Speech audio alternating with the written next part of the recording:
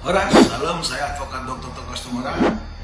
Sandra Dewi kembali untuk kedua kalinya mendatangi Kejagung RI.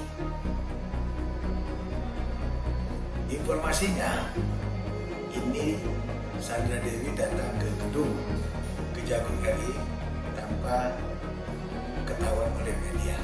Nah, yang kita harapkan adalah dalam pemeriksaan terkait dugaan kasus korupsi daripada PT Timah, semoga pihak aparat, terutama Kejagung, bisa secara transparan untuk mengupdate kepada masyarakat sampai sejauh mana dalam hal pemeriksaan baik kepada tersangka ataupun kepada saksi, terutama Sandra Dewi.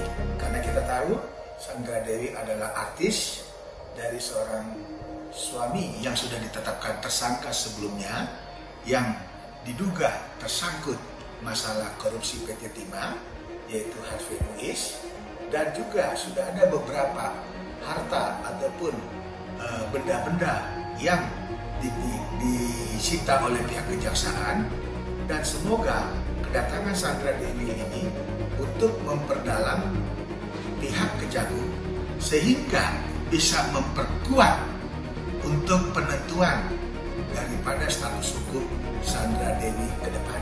Karena kenapa?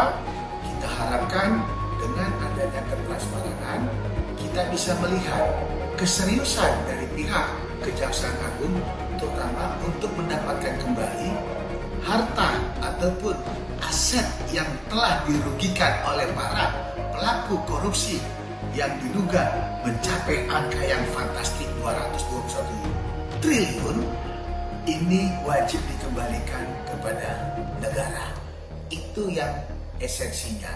Sehingga kita harapkan, saya Advokat Dr. Togas Tumora di hari Rabu ini di tanggal 15 bulan Mei berharap ketransparanan pihak Kejagung dalam hal pemeriksaan dan pengungkapan kelanjutan daripada kasus ini, terutama saksi-saksi yang diindikasi menikmati uang daripada hasil korupsi yang telah didapatkan dari para tersangka. Nah, itu yang kita harapkan sehingga jangan ada yang ditutupi. Apalagi sebelumnya kita dengar pengacara daripada Sandra Dewi mengatakan adanya satu pisah harta. Untuk masalah korupsi, adapun pisah harta itu tidak akan bisa menghilangkan perbuatan atau nikmatnya menikmati satu aliran uang dari sang suami. Itu yang patut dicamkan. Sehingga keterbukaan, ketransparan Kejaksaan Agung RI itu wajib kita minta dan kita kawal. Saya Advokat Dr. Togas Tumora berharap Kejagung transparan dalam hal mengungkap keseluruhan, terutama mengambil aset-aset yang telah diambil para koruptor, para tersangka yang telah ditetapkan sebagai tersangka. Shalom. Kondisi Ibu Sandra Dewi tadi saya sudah tegaskan baik-baik aja. Beliau memang sejak dulu jarang keluar rumah lah ya, kecuali kalau memang ada kerjaan. Trauma pasti ada lah, ya trauma pasti ada lah. Tapi trauma tersebut hilang dengan sendirinya, akan hilang dengan sendirinya. Ya pastinya ada pemberitaan-pemberitaan yang miring pastinya kan sangat menyulitkan beliau lah. Ya makanya saya minta kepada rekan-rekan media ya, marilah kita sama-sama selalu kedepankan asas praduga tak bersalah ya. Kita kedepankan juga opini-opini yang positif, jangan yang negatif saja ya. Jangan yang menyesatkan lah. Saya nggak tahu kalau soal itu. Beliau nggak pernah bilang. Pastinya don lah. Don awalnya don, tapi saya lihat sekarang beliau sudah agak tegar lah ya. Sama nggak ada perbedaan lah. Perbedaannya pertama beliau masih agak segar, yang kedua kan kena kelelahan kemarin ya. Kan teman-teman tanyanya kan pada saat baru datang pertama tuh. Yang kedua kan pada setelah selesai pemeriksaan, sangat lelah lah beliau ya. Sangat lelah beliau, makanya beliau nggak sempat menyampaikan pernyataan langsung kepada rekan-rekan.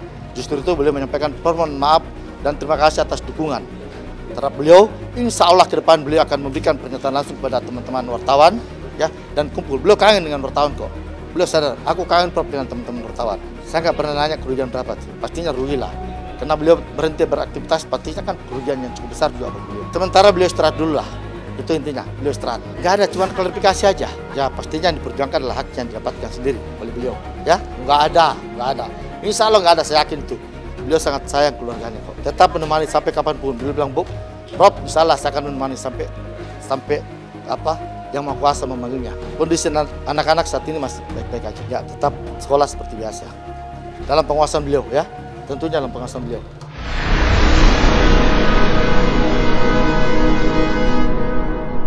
Jadi jangan lupa untuk subscribe Cumi Cumi. Ditekan ya tombol lonceng merahnya.